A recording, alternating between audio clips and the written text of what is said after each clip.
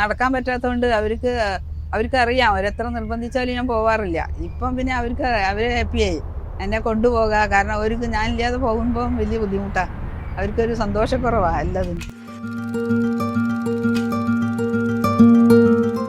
എൻ്റെ പേര് സാവിത്രി. ഞാൻ ഒരു ഹൈസ്കൂൾ അധ്യാപികയായിരുന്നു. ഇപ്പോൾ റിട്ടയർഡായി. BM സ്കൂളിലാണ് ഞാൻ ആദ്യം വന്ന് പഠിപ്പിച്ചത്. അതിനുശേഷം BMൽ കുറേ സ്കൂൾ ബ്രാഞ്ചുണ്ട്. അതിൻ്റെ വിവിധ ബ്രാഞ്ചുകളിൽ ഞാൻ പഠിപ്പിച്ചിട്ടുണ്ട്, പല സ്കൂളുകളിലും.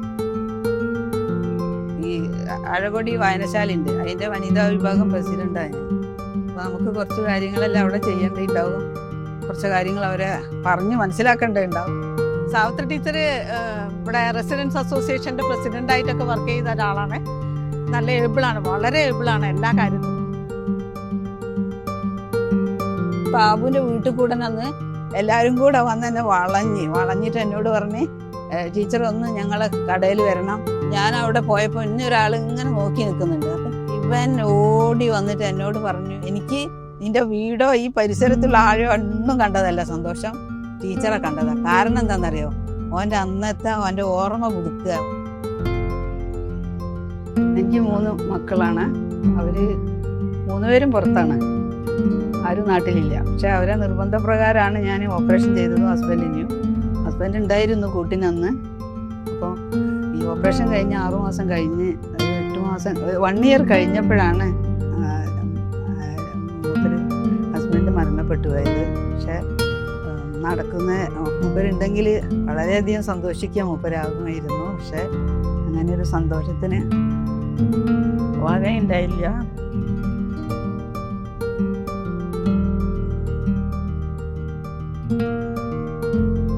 പിന്നെ ഈ കാലിന് വേദന തുടങ്ങിയതിന് ശേഷം നടക്കാൻ പറ്റാത്തൊരവസ്ഥ. പക്ഷെ എന്നാലും അധികം ആരോട് പറയില്ലായിരുന്നു അങ്ങനെ ഒന്നും ഉണ്ട് എന്നുള്ളത്. പക്ഷെ ഞങ്ങൾ ഇവരുടെ പ്രവൃത്തിയിൽ കൂടി മനസ്സിലാക്കി.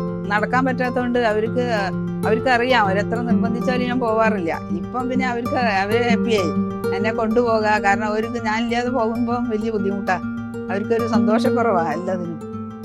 ജീവിതകാലം മുഴുവൻ ഇങ്ങനെ സ്കൂളിൽ നിന്നത് കൊണ്ടായിരിക്കും എന്ന് ചിലർ പറയും. കാരണം ഞാൻ സ്കൂളിൽ ഇരുന്നിട്ടേ ഇല്ല, ഇരുന്ന് പഠിപ്പിച്ചിട്ടില്ല. അപ്പോൾ അങ്ങനെ ആണ് കാലിന് സുഖമില്ലാണ്ടായപ്പോൾ നടക്കാൻ പറ്റാതെ. അപ്പോൾ എനിക്കൊരു മരിച്ച വീട്ടിൽ പോലും പോകാൻ പറ്റാതെ ഞാൻ വിചാരിച്ചു ഇനി എവിടെയും പോകാൻ പറ്റൂല എന്നൊരവസ്ഥയായി പോയി.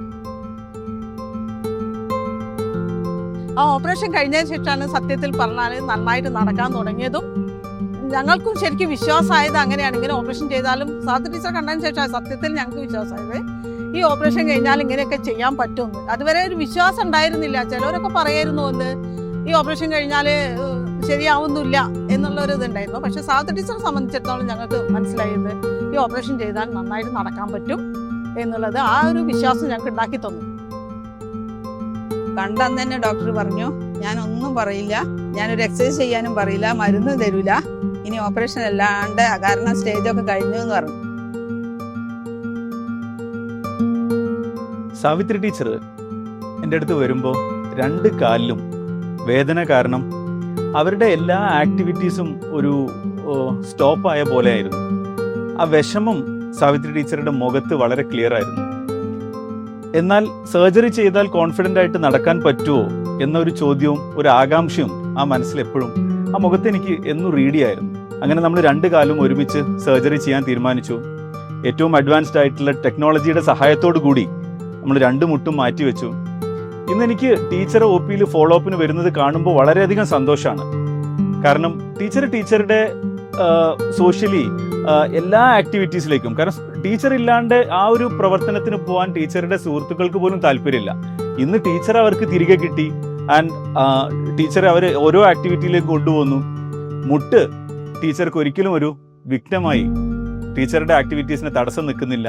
She is perfectly fine and I M so happy and GLAAD that she is fully back to her routine things. നടക്കാൻ പറ്റി. അതുവരെ എനിക്ക് നടക്കാൻ ഭയങ്കര ബുദ്ധിമുട്ടായിരുന്നു. ആ നടക്കാൻ പറ്റിയത് വലിയ ഞാൻ ഡോക്ടറോട് നന്ദി പറയുകയും ചെയ്തിട്ട് നടക്കാൻ പറ്റി. എന്താ പറയേണ്ടതെന്ന് എനിക്ക് അറിയില്ലായിരുന്നു. ഡോക്ടറെ പെട്ടെന്ന് കണ്ടപ്പോൾ അത്രയും ഞാൻ ഇതായി പോയിട്ടുണ്ടായിരുന്നു. പക്ഷെ